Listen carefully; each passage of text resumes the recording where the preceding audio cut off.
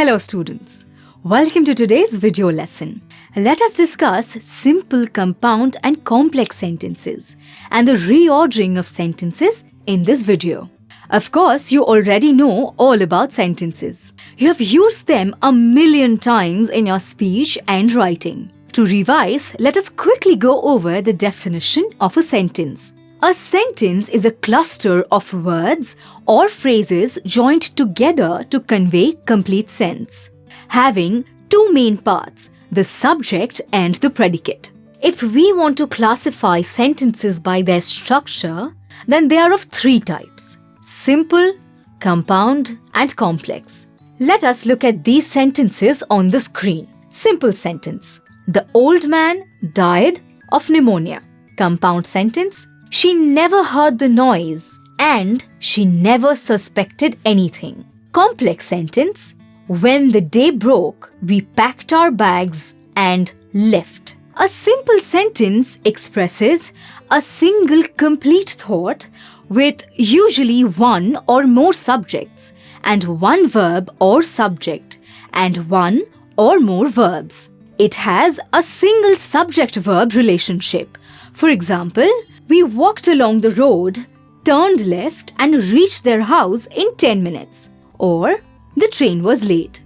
A compound sentence is composed of two short sentences or independent clauses. For example, Ron had misplaced the keys, so neither of us could enter the house. Or, Joe waited for the train, but the train was late. A complex sentence consists of an independent clause joined with the subordinators or relative pronouns to one or more dependent clauses. The dependent clause begin with the subordinating conjunctions such as after, because, although, since, if, while, whenever, etc. For example, in spite of the prohibition, Ravi bathed in that area and almost drowned. Or, while he waited at the train station, Joe realized that the train was late. Next, we come to complex compound sentences. A complex compound sentence is comprised of at least two independent clauses and one or more dependent clauses. For example, although I like to go trekking, I haven't had the time to go lately, and I haven't found anyone to go with. Or, even though he prefers to eat with a fork, he chooses to use chopsticks in Chinese restaurants. However, they aren't easy to use. Now we shall discuss another topic, which is the reordering and rearranging of sentences. This is a very easy topic in which you are given groups of words and phrases and asked to rearrange them into meaningful sentences. Let us look at an example.